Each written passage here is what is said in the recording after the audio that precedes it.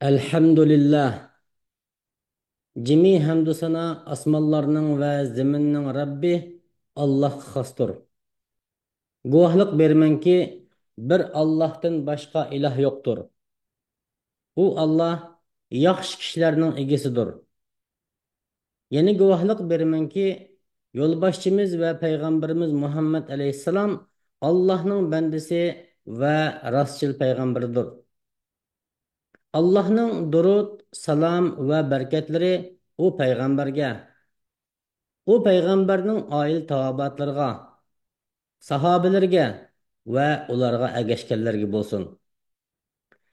So'zimizga kelsak, ey Allohning bandalari, o'zimga ham sizlarga Allohdan qo'rqishni, Allohga taqvodor bo'lishni tavsiya qilaman.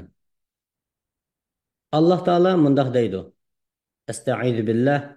Ya eyyuhellezina amanu taqulloha va qulu qawlan sadida.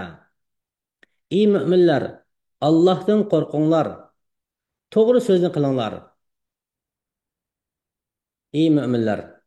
Peygamber sallallahu aleyhi ve sellem'nin ahlakının yukarı pellesini ve imanının mükemmel bolğanlığını ifadelep berdiğen. Şundaqla igisini rahim şefkatlik Allah Taala'nın razı buluşuğa elip bardigan, menfaati çoğ, köp ma'nilarni öz ichiga olgan so'zlarining qatoridan ol payg'ambarimizning bir kishining zaruriyati bo'lmagan foydasiz ishlarni tark etishi uning musulmonchiligining yaxshi bo'lganligidandir degan so'zidir. Bu qimmatli so'zlar insonni baxtli qiladigan katta ma'nolarni o'z ichiga olgandirki, hatto bu hadis islomning 4dan biri deb sifatlangan. Chunki insonning o'ziga muhim bo'lmagan ahamiyatsiz ishga aralashishi butun buzg'unchilik va yomonliklarning asli yiltizidir. Mushu yomon illat sababli qanchilgan yaxshi munosabatlar uzilib, qanchilgan mushkulotlar paydo bo'lib, qanchilgan haq majburiyatlar zoya ketib va yana qanchilgan gunoh ma'siyatlar paydo bo'lgan ha. Bu yomon illatning haqiqati bo'lsa, insonning diniy va dunyolik ishlarda hech qanday foydasi bo'lmaydigan va Alloh taoloni rozi qilishda hech bir manfaati bo'lmaydigan gap so'z va ish harakatlardan iboratdir. İnsanның zurriyeti bo'lmagan foydasiz ishlarni tark etishi, o'zi bilan qilich aloqasi bo'lmagan ishdan yiroq turishi va boshqalarning ishlariga aralashmasligi bo'lsa, uning iymonining quvvatiga, musulmonligining komilligiga, qalbining sofligiga, ruhiyatining tangpungligiga, axloqining oliyjanobligiga, tushunchasining chunqurligiga, hikmatining mukammalligiga dalolat qiladigan yuqori qimmat qarashlardir. Luqman Hakimga o'zlarining hakimliklari, ya'ni donolikları qandaq deyilganda, u zot men kifoyalangan ishdan so'ramayman. Menga muhim bo'lmagan ishqa o'zimni ifratmayman degan ekan. Yana u zotdan o'zlarini biz ko'rib turayotgan bu holatga yetkazgan nimdir deb so'ralganda, rost so'zlash, omonatni joyiga yetkazish, ya'ni omonatni joyiga ado qilish va menga zurriyatsiz bo'lgan ishlarga aralashmaslikdir degan ekan.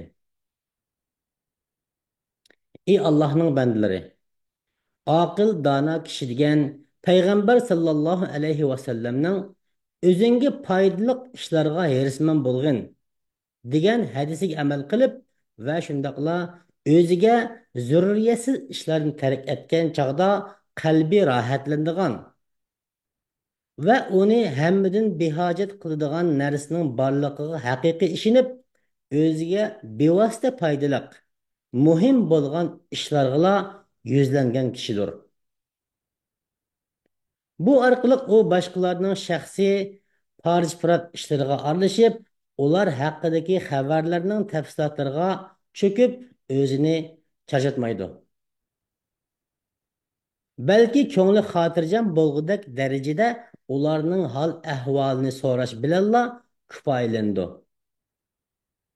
Ammo uyingiz nerede, nima ish qilasiz, qanchalik maosh olasiz, nereden keldingiz, nega borasiz degandek boshqalarning shaxsiy ishlarini, sir asrorlarini bilishga urinish bo'lsa, kishilarni nafratlantiradigan va Alloh taoloni g'azablantiradigan, sepi o'zining oqsoqollik va odamgarchilikning kamligidan iborat nachar illatdir.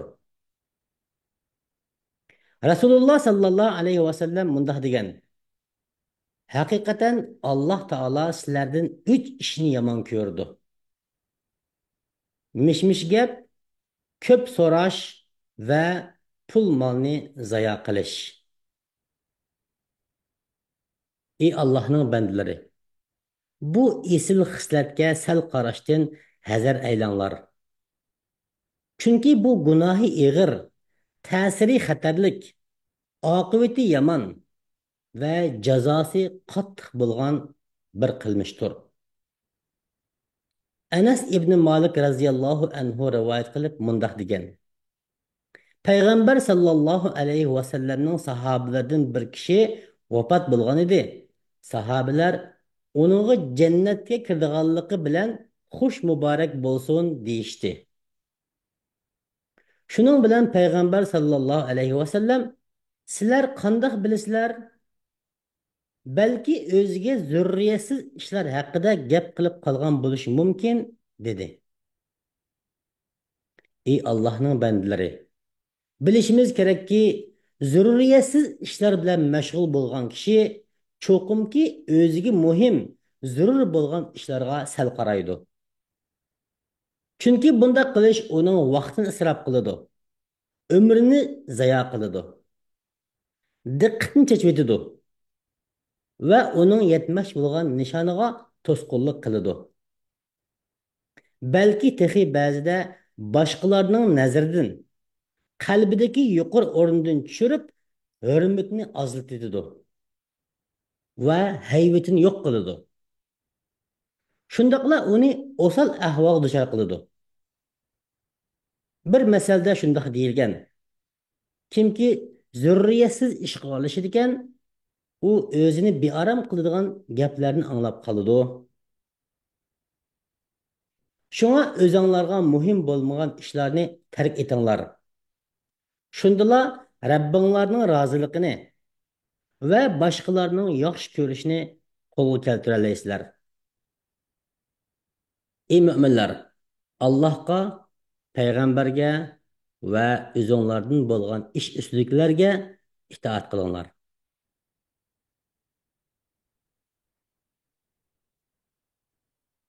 Elhamdülillah. Allah'a layık ravishda hamd sanolar bo'lsin. Durud ve salam Allah'ın peygamberi ve bendisi Hazreti Muhammed Aleyhisselam'a, o zatның ail tavabatıga, sahabelerge ve o zatның doğru yol erişken kişilerge bolsun. Sözümüz kelsek ey Allah'ın bendileri. Suyumlik peygamberimiz Muhammed sallallahu aleyhi ve sellem bizge şundak isil, hiç nemige tigişkisiz bir nasihatini tavsiye kılgan ki, onu engişleri bilip daim isimlarda çın saklanlar. Hergiz zaya kılıp etmanglar. Bu bolsumu tilini kontrol kılgın digen nasihattir. Şuna ey karındışım, sana faydasız bolgan gapni qilmagin ki, senin qadr qiymatini ko'taradigan so'zni qilgin. Shundaqla yana boshqalarning ishlariga chetishlik bo'lgan, ommaviy ishlarga aralashishdan va sen tushunmaydigan cho'ng-cho'ng ishlarga bosh qotirishdan yiroq turgin. Chunki u cho'ng-cho'ng ishlarni hal qildiganga o'zining xos odamlari, tajribali kishilar bor bo'lib, ular shu ishni nihoyat yaxshi qila oladi. Shunga sana o işlerden tilini yığışın bakmu layıktır. Kuşkaş bolsun mu kasap soysun. Yaxşı sözünü kılgın, fayda alısan. Sükut kılgın, salomat qolasan. Alloh taolo Qur'oni Karimda shundoq deydi. Bilmaydigan narsanga agashma. Ya'ni bilmaganni bildim, ko'rmaganni ko'rdim, anglamaganni angladim dema. İnson qiyomat kuni quloq, ko'z, dil, ya'ni sezgi a'zolarining qilmishlari ustida haqiqatan savol so'roq qilinadi. Isro surasi 36 oyat. O'zingning ishing puxta bo'lg'in, o'zingni taraqqiy qildiradigan, o'zingni isloh qiladigan ishlarga ko'ngil bo'lgin. Mushundaq qilish seni xotirjam qiladi va xilma-xil ijtimoiy aloqa vositalarida tarqatquchilarning manfaatiga ko'ra tarqalib yurgan to'g'ri xato, rost yolg'on aralashib ketgan, ba'zida ko'ptirilib va ba'zida qisqartib etilgan xabar va ma'lumotlarning keyindan yugurib yurishdan behojat qiladi. Aqlliq chechan bo'lg'in, anglaganki gapni so'zlab yurmagin, deyilib bo'lgan gaplarni qayta demagin.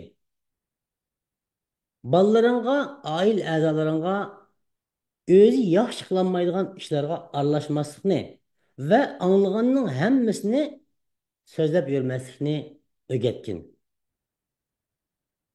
Rasululloh sallallohu alayhi vasallam shundoq degan: kishiga gunoh jihatda anglaganning hammasini so'zlab yurishning o'zi yetarlidir.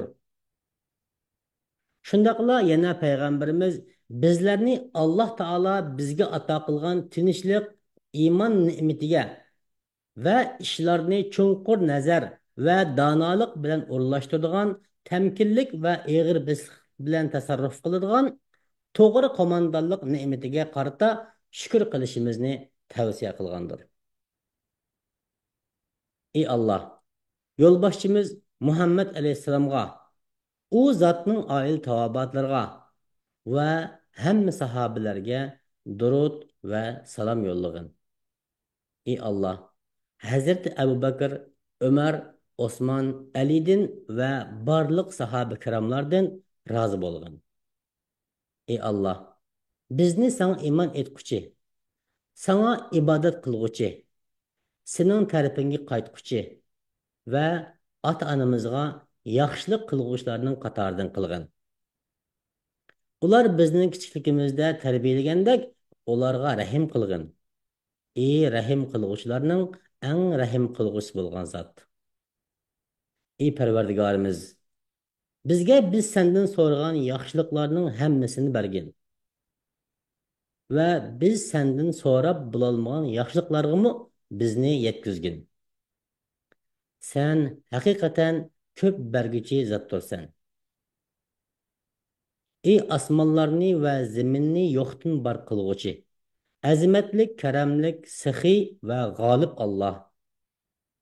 Zotingning nurini shipa keltirib so'raymizki, hayotli bo'ldikanmiz gunoh ma'siyatlarni tark etish bilan, bizga zurriyatsiz bo'lgan ishlarni tark etish bilan bizga rahim qilg'in.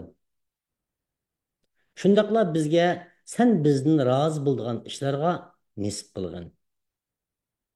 Ey Alloh, davlatimizga muqimlikni davomlashtirg'in. Bizga salomatlik ne'matini to'liq qilib bergin. Bizga rizqingni keng qilib bergin. Oil taobatlarimizga, urug' tuqqan do'st birodarlarimizga xotirjamlik, tinch amonlik, salomatlik va barakat bergin. Ey Alloh, davlat raisi Sheyx Muhammad ibn Zoyidni, o'rinbosarlarini, davlat hokimlari bo'lgan qarindoshlarni va vali ahdisini sen yaxshi ko'rdigan va sen rozi bo'ldigan ishlarga nisb qilgin. Ey Alloh, Sheyx Zoyid, Sheyx Rashid va boshqa davlatni ta'sis qilguvchi qo'mondonlarga rahim qilgin. Ularni fazling bilan kangri jannatingga kirgizgin va shahidlarimizga rahmat, mag'firat qilgin. Ey Alloh, musulmon er, musulmon ayollarga, mu'min er, mu'min ayollarga, ulardan hayotlarga va o'lib ketganlarga hammasiga rahim qilgin. Ey Alloh, bizga yomg'ir yog'dirib bergin. Bizni noumid qo'ymagin. Ey Alloh, bizga yomg'ir yog'dirib bergin. Ey Alloh, bizga dunyodami yaxshilik ato qilgin. Oxiratdami yaxshilik ato qilgin. Bizni do'zax azobidan saqlagin. Amin. Ey Allohning bandalari, ulug' Allohni zikr qilib eslanglar. Shunday qilsanglar, Allohmu sizlarni eslaydi. Allohning ne'matlariga shukr qilinglar. Shunday qilsanglar, Alloh sizlarga ne'matni texmu ziyoda qilib berdi. Vassalomu alaykum va rahmatullohi va barakatuh.